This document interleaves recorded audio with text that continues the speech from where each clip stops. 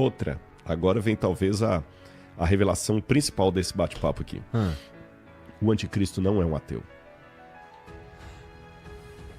Eu acho que ele vai precisar contar uma boa história, né? Pra isso ele Vai ser... Ele tem que dar um jeito de convencer, ou tentar pelo menos convencer o Rodrigo. E né? nós temos um problema, que a palavra anticristo, a gente pensa anti pela forma... Se é bonito, é feio. Exatamente. Que é a antítese. Antítese, né? Que isso a antítese já é uma coisa que veio depois. Mas o anti, no radical grego da época do Novo Testamento, que o grego koiné, que foi escrito, o anti significa aquele que assume o lugar de. Entendi. Olha. Você entendeu? Anti é aquele que assume o lugar de. Foi só na Idade Média, quando a partir de Averroes, que era um filósofo árabe, e depois Tomás de Aquino e outros mais, que começaram... E aí vai mais à frente, na época do marxismo, que eles começam a pegar a filosofia aristotélica e falar de tese, síntese e antítese, e aí que a anti vai ter esse significado. Mas quando lá atrás falava de antítese, é aquela que destrói a tese para poder assumir o lugar dela. Então, quando, por exemplo, você tem a tese é um bloco de mármore. A antítese é quando você esculpe, você fica batendo a marreta ali, você está destruindo o bloco para criar uma estátua que toma o lugar. Então, anticristo é aquele que assume o lugar de Cristo, com as pretensões de Cristo. Portanto, provavelmente autoproclamado cristão. Autoproclamado cristão, você entendeu? Do bem. Exatamente. Eu não vejo, pelo que o Apocalipse fala, que até falando da segunda besta, fala que ela tem a aparência de cordeiro, mas fala como um dragão. Então eu não penso no anticristo alguém como o Putin. Eu não penso em alguém como o Saddam Hussein, que até morreu. Eu não penso em alguém como o Bashar al-Assad, que também caiu fora. Eu não penso em alguém como o coreano lá, o Kim Jong-un, lá da Coreia do Norte. Eu não penso em alguém com esse perfil. Tem que ser alguém de fala doce, alguém que fala assim, nossa, como não amar esse cara? Sabe? E ele vai vir com roupagem religiosa. Ele vai misturar religião então, com política. Então estamos tranquilos também, porque assim, ainda não surgiu esse cara não. Ou alguém que una paixões. Tô nem falando que tem essas duas características aí. Eu tô falando... Alguém que una as paixões. Alguém que una paixões, porque esse cara provavelmente terá que unir paixões também, Terá que unir paixões e talvez alguns até não vão gostar dele. Sim. Mas ele tem ali uma aceitação de uma maioria, pelo menos. Exatamente. Né? E os outros vão... Eu não gosto, mas também não vou ser contra. Eu não sou burro. Você acha que todo mundo na Alemanha gostava do Hitler? Não. Mas nem por isso eu vou defender judeu. Olha, isso é interessante falar. Se eu falar Alemanha nazista, essa frase está errada, de certa forma. Porque, embora a Alemanha teve um governo nazista, isso não significa que todos os alemães eram nazistas. Muitos alemães lá não concordavam com as falas do Hitler, não concordavam com o programa do Hitler de maneira nenhuma. Porém, mesmo assim, 6 milhões de pessoas morreram, de judeus. Então, você tem 3 tipos de pessoas quando essa situação acontece. Tem aqueles que idolatram o líder, tem aqueles que não gostam do líder, mas também não têm coragem de se opor a ele, e tem aqueles que têm a capacidade de se tornar mártires por aquilo que é correto.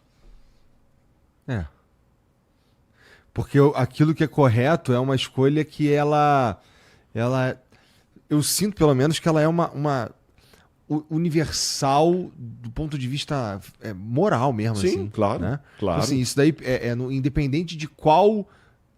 Se você é um ser humano, mas independente da origem, de onde você vem ou do que você acredita e tudo mais,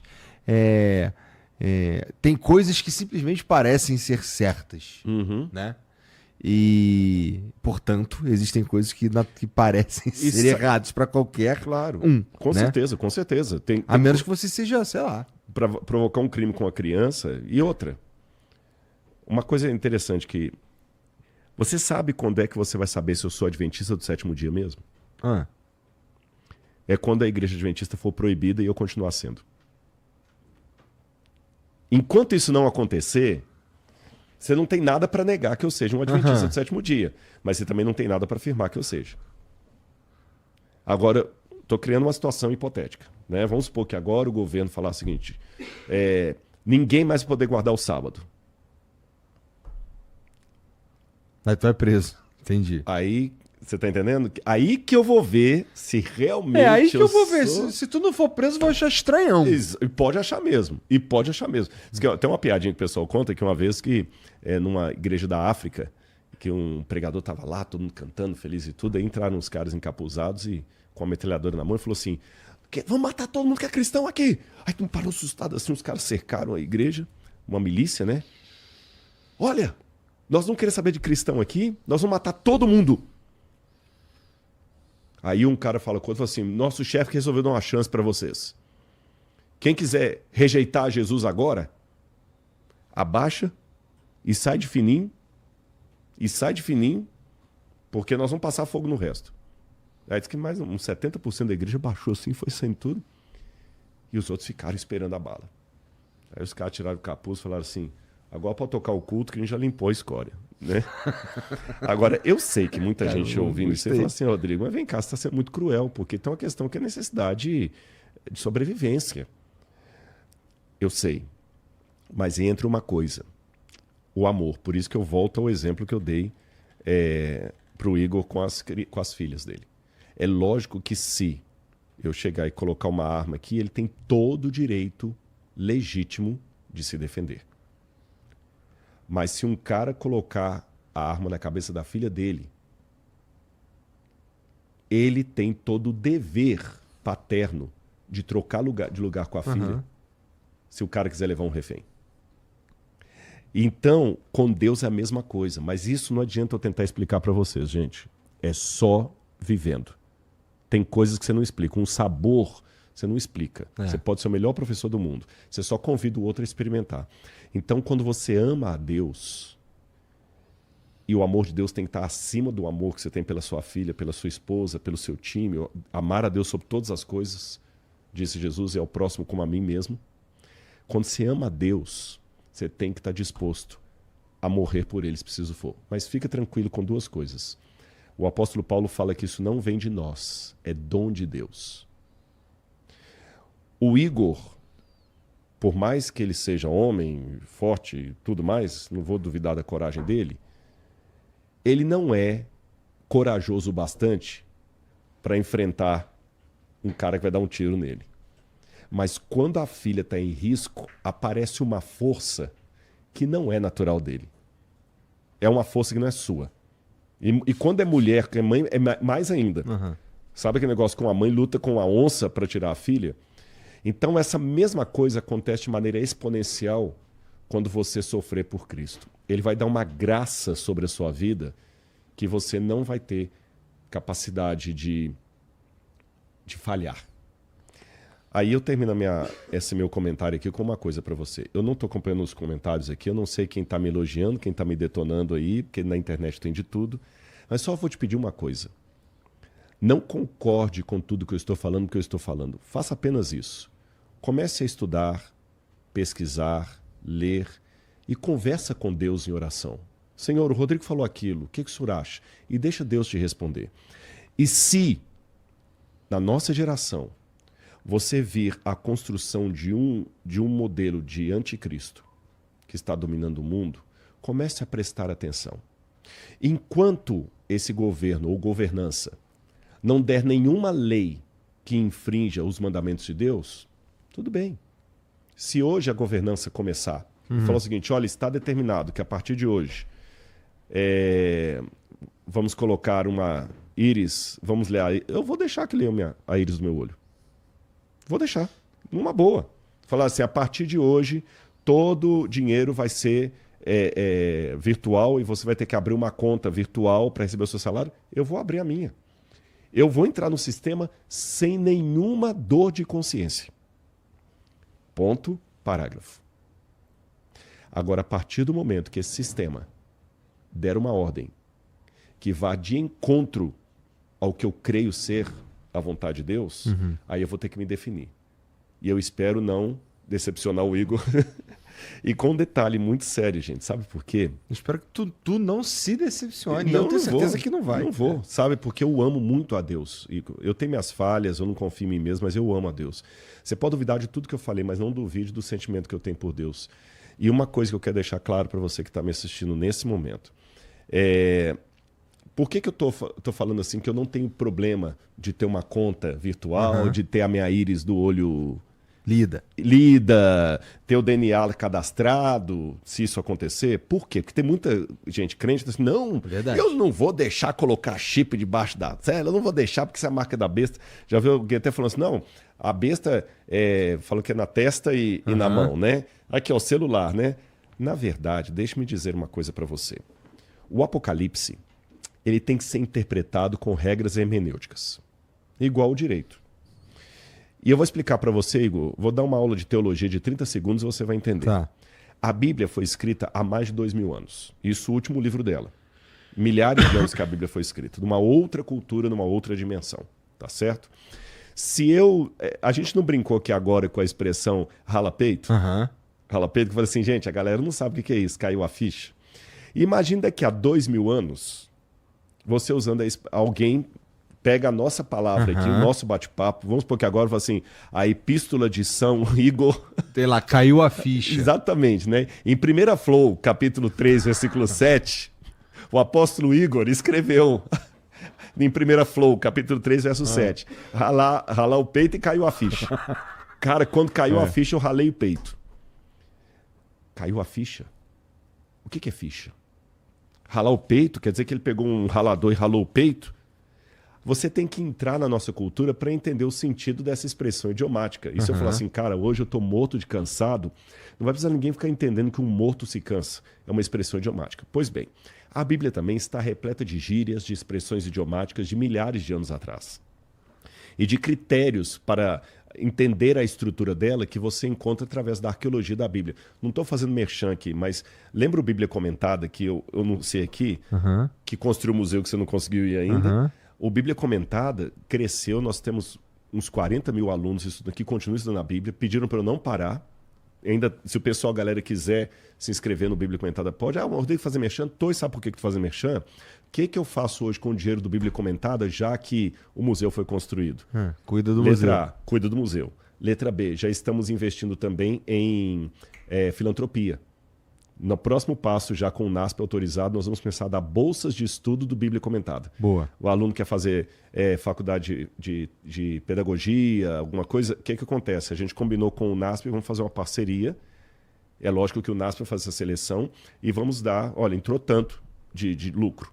Então, a parte aqui é para as despesas do museu, pagar o pagamento do corpo de funcionários, que hoje nós temos os funcionários, as escavações, expedições, e vamos dar bolsa de estudo. Nós ajudamos o Rio Grande do Sul com quase 400 mil reais.